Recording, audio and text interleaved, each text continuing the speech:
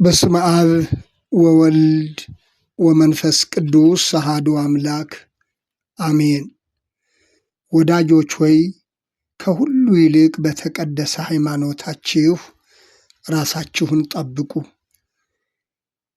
የያዕቆብ ወንድም የይሁዳ መልእክት ምዕራፍ 1 ቁጥር 20። ወዳጆች ሆይ ከሁሉ ይልቅ በተቀደሰ ሃይማኖታችሁ ራሳችሁን ጠብቁ። በዚህ ቃል ጥቂት ደቂቃዎችን አብረን እንቆያለን። መልእክቱ ለሌሎችም እንዲደርስ ላይክና ሼር በማድረግ እንድትጀምሩ፣ ሰብስክራይብ ያላደረጋችሁና አዳዲስ የሆናችሁም ሰብስክራይብ እንድታደርጉ በአክብሮት አሳስባለሁኝ። ከቁጥር የይሁዳ መልእክት አንድ ምዕራፍ ብቻ ነው ያለው። 25 ቁጥሮች አሉት። ከቁጥር 17 እስከ 25 ያለውን አነብና በዛ ዙሪያ አብረን እንቆያለን። እናንተ ግን ወዳጆች ሆይ በጌታችን በኢየሱስ ክርስቶስ ሐዋርያት ቀድሞ የተነገረውን ቃል አስቡ።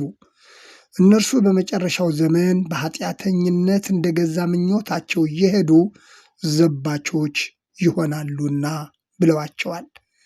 እነዚህ የሚለያዩ ሥጋውያንም የሆኑ መንፈስም የሌላቸው ሰዎች ናቸው።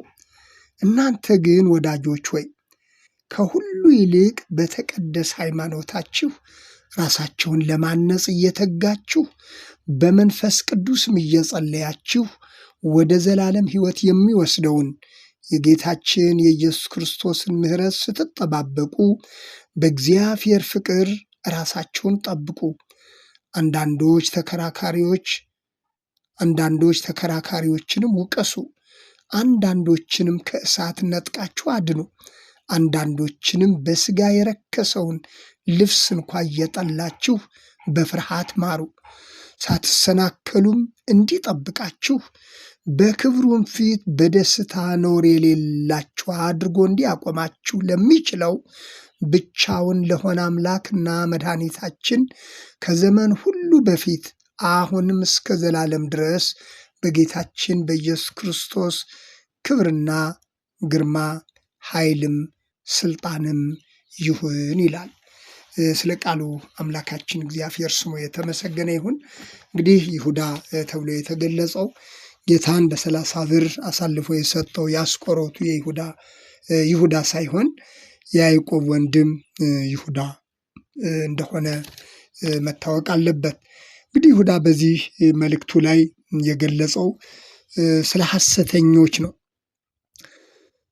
በሐሰተኞች መካከል የሚኖሩት ክርስቲያኖች እንዴት ራሳቸውን መጠበቅ እንዳለባቸው የተጻፈ መልእክት ነው። ከቁጥር 1 ጀምሮ ስናነበው በእግዚአብሔር አብ የተወደዱ በኢየሱስ ክርስቶስም ተጠብቀው የተጠሩ ሰዎች እንደሆኑ ይሁዳ በመልእክቱ ገልጸዋል። ስለዚህ እነዚህ ክርስቲያኖች በእግዚአብሔር አብ የተወደዱ ናቸው። በኢየሱስ ክርስቶስ ተጠብቀው የተጠሩ ክርስቲያኖች ናቸው። ስለዚህ በኑሯቸው እንዴት መኖር እንዳለባቸው፣ እንዴት ራሳቸውን መጠበቅ እንዳለባቸው፣ ከሐሰተኞች እንዴት ራሳቸውን መጠበቅ እንዳለባቸው ይሁዳ በመልእክቱ ላይ ሲያስጠነቅቅ እናያለን።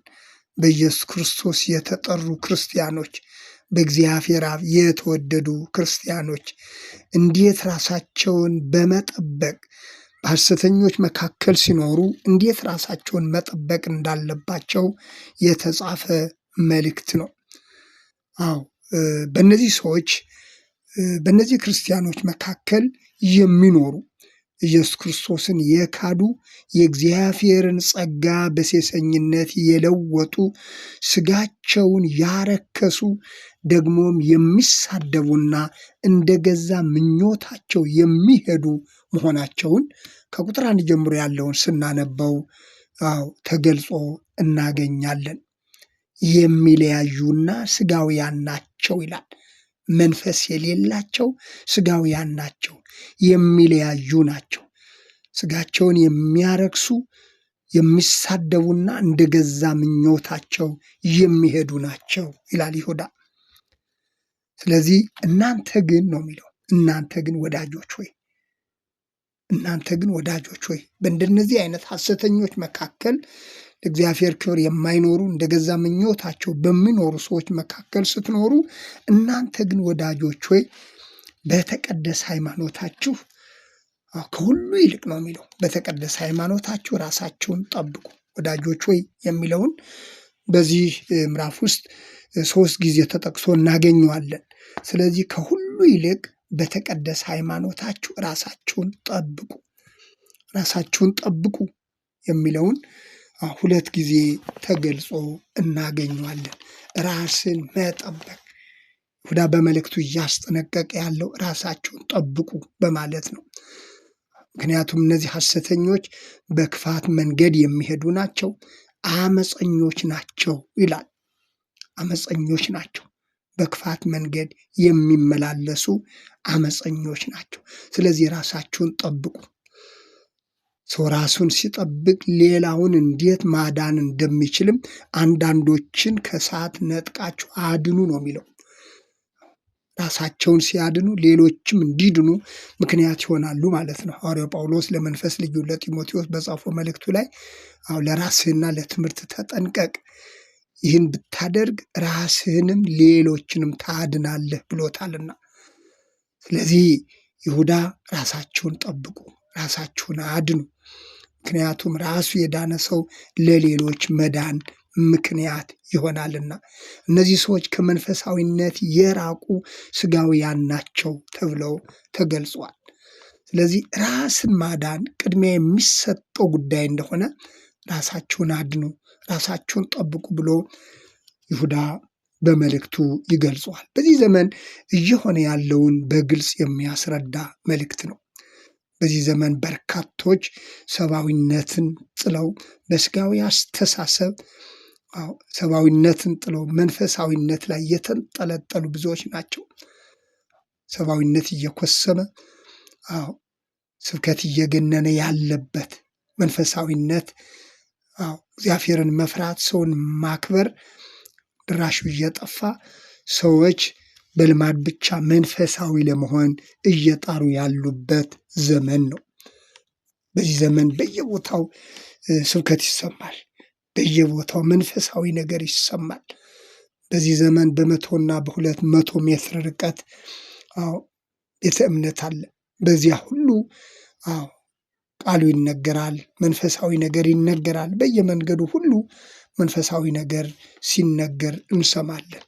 የሚገርመው ግን በዚህ ሁሉ አብዛኛው ሰው ሰብአዊነቱን እየዘነጋ መንፈሳዊነትን እየረሳ መንፈሳዊ መሆንን የሚያስብበት ዘመን ነው።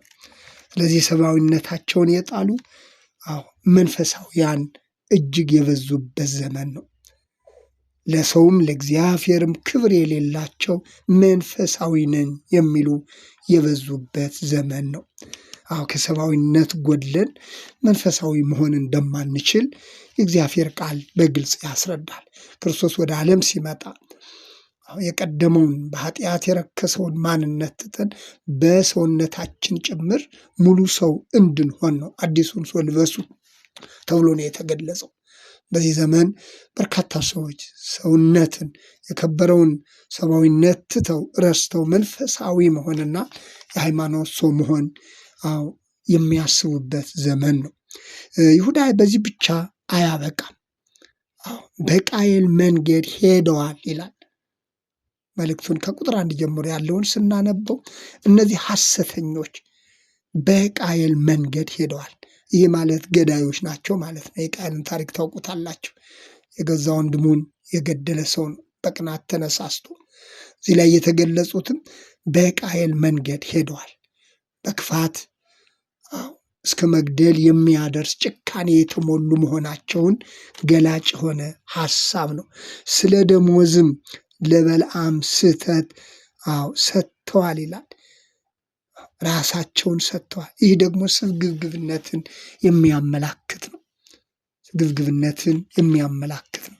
ስለዚህ ይሁዳ በዚህ አንድ ምዕራፍ በጥቂት ቁጥሮች የገለጸው ይህ የይሁዳ መልእክት ራሳችሁን ጠብቁ የሚለው በዋናነት በእንዲህ አይነት በሐሰተኛ ትምህርት ባኗኗራቸው በክፋት የሚመላለሱ በልዩ ልዩ ስጋዊ ፈቃድና ስጋዊ ሐሳብ የተያዙ ነገር ግን በክርስቲያኖች መካከል የሚመላለሱ ከእንዲህ አይነቶቹ እንዴት ራሳቸውን መጠበቅ እንዳለባቸው ይሁዳ በመልእክቱ ላይ ገልጾታል። ጠቅላይ ምዕራፉን ስታነቡት በመንፈሳዊ ሕይወታችን አስተማሪ የሆኑ ወሳኝ ሐሳቦችን እናያለን።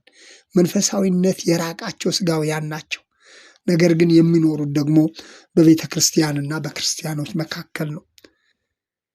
እንዲህ አይነት በስጋ ሐሳብ በስጋ ፈቃድ የተያዙ ነገር ግን የክርስቲያኖቹን ጤናማ የሆኑትን ክርስቲያኖች ጤናማ የሆነችውን ቤተ ክርስቲያንን እንዳይበክሉ እንዴት በጥንቃቄ መመላለስ እንደሚገባቸው የጻፈው መልእክት ነው። ራሳቸውን ጠብቁ ተደጋግሞ የተነገረ ቃል ነው።